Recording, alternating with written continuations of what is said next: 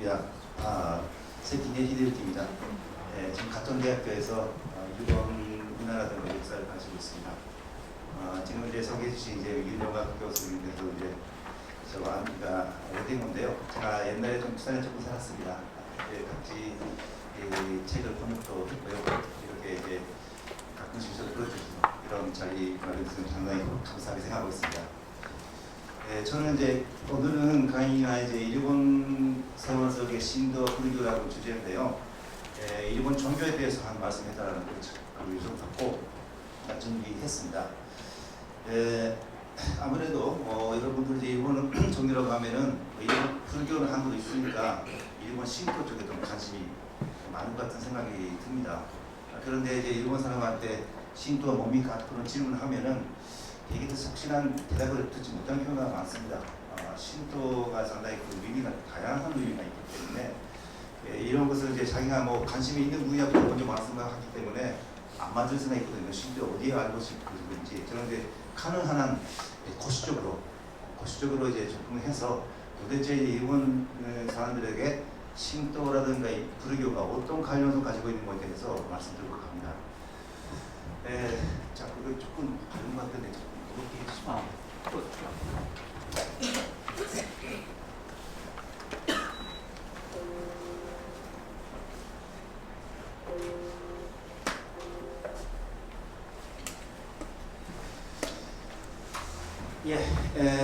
그 일본의 지도 보시면 알겠지만은 일본 지도 마크 제가 안 썼는데요. 저 신사 마크 아십니까? 혹시 토리라고 하는 이제 일본 문 마크인데요. 그리고 이제 조의 마크 아시지 않습니까? 그 나치스 같은 마크지 않습니까? 거의 비슷하게 분포되어 있거든요. 그 일본에서 그 신사가 거의 그 신사 부류가 거의 10,000 정도, 8만 개 정도씩 있습니다. 교회는 거의 없고요. 1% 미만입니다. 개신교, 조주교 하면서. 근데 이제 그 불교가 신도의 관계가 뭔가에 대해서 궁금하실 것 같습니다. 신사도 많고 불교도 많은데요. 근데 보통 이렇게 생각할 수 있습니다. 도착 민속과 융합하면서 생활 속에서 불이 내렸습니다. 그러니까 생활 속에 불이 내렸습니다. 그 일본 사람한테 당신 종교 있습니까? 질문하면은 저는 별 종교 없는데요 하면서도 일상생활에서 스며들어 있는 어떻게 보면 저 관례 같은 존재로서 이제 그 신학 뭡니까 그 종교 생활을 하고 있기는 합니다. 대체로 이렇게 설명할 수 있습니다. 사람에 관련된 미래에는 예를 들어서 성인식이라든가 결혼식이라든가 배갑이라든가 그러니까 살아있는 사람에 관련된 미래에는 신도식으로 하는 게 보통 관례가 되어 있습니다. 반면 죽음과 관련된 미래, 장례식이라든가 제사 그건 불교로 하게 됩니다. 그래서 어떻게 보면 일본 사람들 불교라는 게 이미지가 약간 재수없는 느낌이거든요. 죽음에 관련된 미래 이런 부분이 있습니다. 그러니까 못 없고요. 뭔가 유료 나올 같은 그러니까 스님이 별로 이미지나 밝은 이미지가 아닙니다. 그런 의식을 많이 하고 있으니까 다만 그 교토라든가 나라에 있는 큰 사찰 있지 않습니까? 이런 것은 관광객들이 많이 관람객들이 많기 때문에 반드시 그런 제사들과 장례식만 하는 것은 아닙니다. 자, 이 신도와 불교가 서로 역할 분담하면서 일본의 생활을 진행해왔다는 것이 중요한 겁니다. 그러니까 두 가지가 하나가 세트가 돼가지고 일본 사람의 일상생활을 진행하고 있다는 그런 관점이죠. 자, 제가 오늘 발표에서 어떤 내용 말씀을 드리냐면은 역사적으로 신도가 어떻게 형성되며 외래 종교인 불교가 어떻게 일본화 되었는지. 불교는 알다시피 이제 인도에서 제보하지 않습니까? 불교는 이제 6세기에 한국의 송왕 시대, 송왕이라는 것은 이제 음징에서 사비로 이제 옮긴 사람이지 않습니까? 그때 불교가 일본에 전파됩니다. 현재 일본의 생활 속에서 어떻게 기능하고 있는 것에 대해서 구시적으로 설명하도록 하겠습니다. 자, 우선 신도란 무엇인가에 대해서 말씀드리겠습니다. 신도는 되게 이런 이미지가 있어요. 일본의 토착 민족 종교 맞잖아요. 일본적인 그러니까 오리지널이라고 생각하고 있는데 그 다음에 외래 문화를 일본식으로 변형하게 하는 종교. 일본식으로 만드는 건데 종교적인 뭔가 그 특징이 불교라든가 기독교도 그렇게 바꿔버린다. 그런 이미지가 있고요. 그 다음에 민간 신앙과 일본인의 생활 문화 전반에 영향을 미치고 있는 문화. 그러니까 그 살아있을 때하고 죽을 때하고 특히 살아있을 때가 아니라 살아있을 때 그 위례가 신사에서 하는 것이 많습니다. 그 다음에 민간 신앙과 제사의 복합제.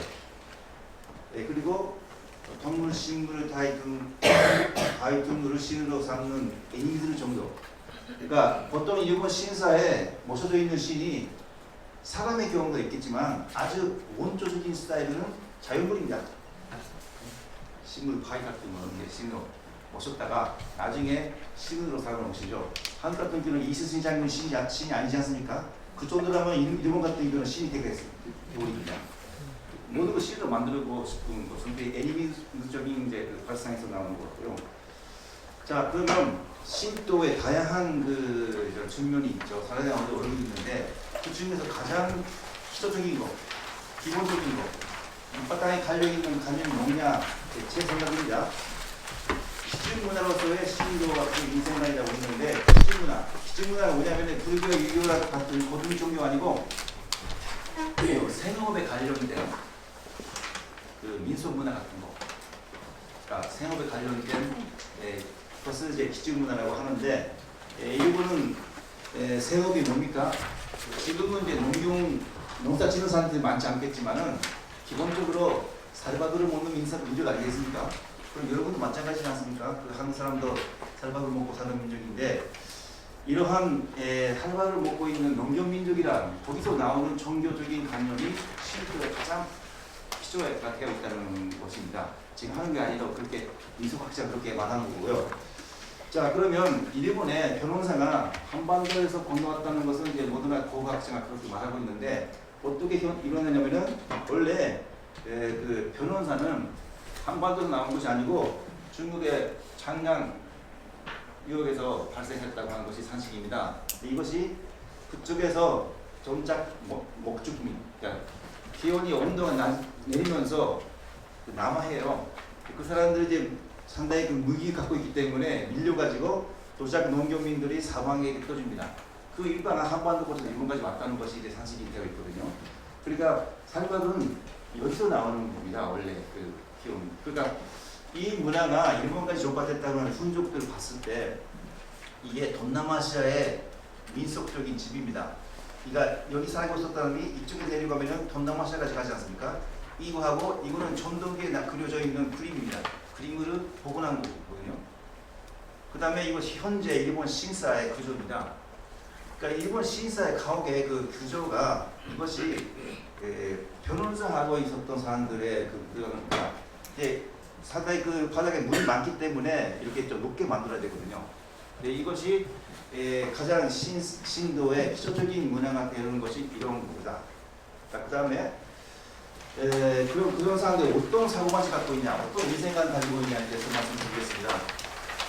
이 사람이 이제 그 에리아드라고 하는 유명한 종교학자인데 상당히 구시적으로 인류의 종교를 용어하는 사람입니다.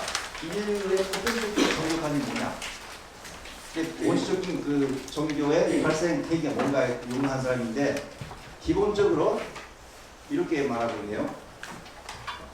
농경민족의 인생관을 농작물의 성장 과정에서 영향을 받아 죽음과 재생을 영원히 순환하는 관념을 갖게 된다. 겁니다. 그러니까 생업이 농사 짓고 있기 때문에 맨날 이제 그 곡식 보고 있지 않습니까? 쌀을 성장하는 과정이 이렇게 과정, 발화, 개화, 결실, 고사, 전자화 그런 재생 과정을 계속 보다 보니까 사람도 그렇게 되는 것이 아닌가 그렇게 인식하게 됐다. 그 말씀입니다. 이것이 도식화한 건데 이건 에리아드가 만든 것이 아니고 일본 민속학자가 도식화한 겁니다. 여기서 곡식에 들어있는 용언이 있는데 곡식이 탄생하면서 이렇게 돼가지고 이렇게 수확하면서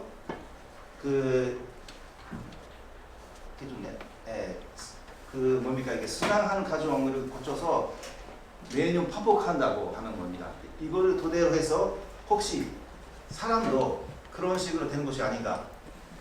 사람은 탄생하면서 성인이 되면서 결혼하면서 사망하면서 조령화하는 게 뭐냐면은 조상신이 되어가는 가정을 말하는 겁니다.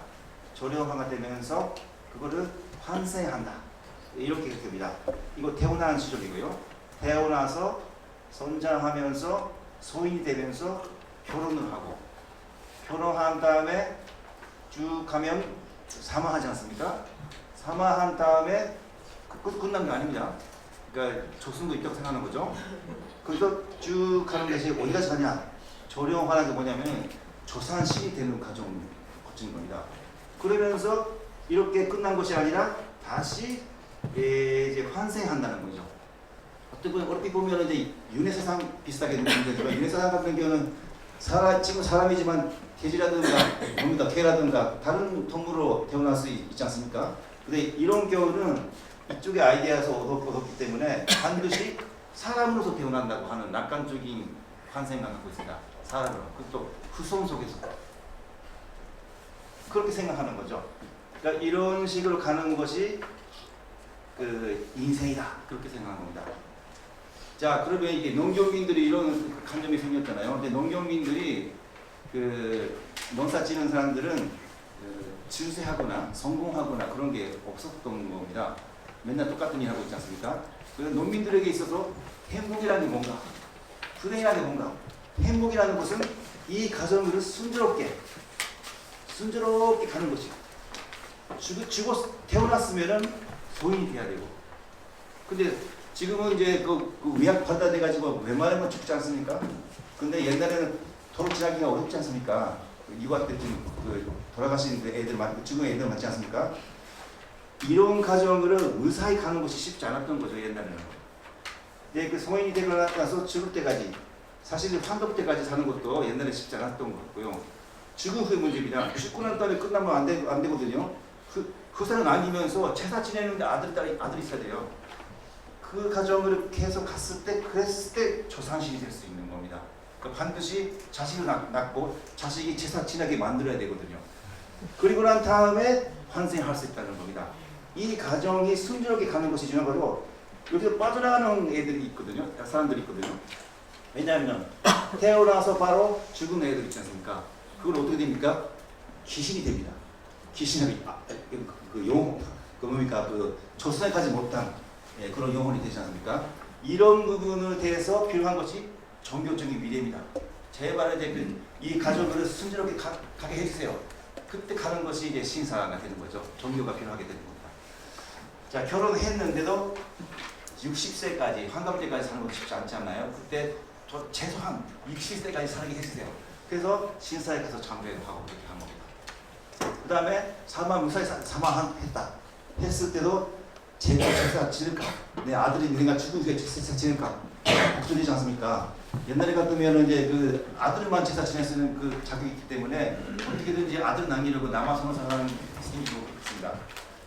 자, 무사히 제사신 돼가지고 난 다음에 여기까지 오면은 자기 이제 자손으로 이제 그 조승에서 이승에 있는 이제 자기 후손을 이제 그 지킬 수 있는 그런 자격이 부과가 됩니다. 자, 이러한 그 감염이 이런 변호사에서 생겼다고 그렇게 생각하는 거죠. 일본 민속학자가. 근데 쌀밥 먹는 민족이 일본 사람뿐만 아니라 한국 사람도 그런 게 있었을 수 있겠고, 그 다음에 이제 그 중국의 남부에 있는 소수 민족도 쌀밥을 먹고 있는 민족이라는 이런 감정이 있을 수가 있습니다. 근데 거기까지는 제가 연구 못했기 때문에 잘 모르겠습니다만은 한국 같은 경우는 이제 아무래도 6.25적인 이제 그 조선시대 때 충격이 크기 때문에 민속적인 관념이 많이 없어진 부분도 있을 수도 있겠고, 하여튼 그렇습니다. 자, 이런 것이 가장 기본이 있다고 생각합니다. 그 다음에 신도의 다이성, 다양한 의미가 있는데 이것이 신도를 헷갈리게 만드는 것입니다. 신도가 딱 하나만 있는 것이 아니라 다양한 의미가 있는데 시대 순서로 그냥 쭉 설명하겠습니다. 첫 번째, 민속 신도. 이거는 제가 아까 말했던 그 내용입니다. 쭉 문화에 유래된 신도로서 인간 신도라고 해도 된다. 불교라든가 도교와 다양하게 융합된 건데 일본의 기준 문화가 민속 문화의 주대입니다. 두 번째, 야마토 정권의 시도. 야마토 정권은 뭐냐면 일본의 4, 5세기에 만들어진 이제 고대 국가인데 그 국가가 지배증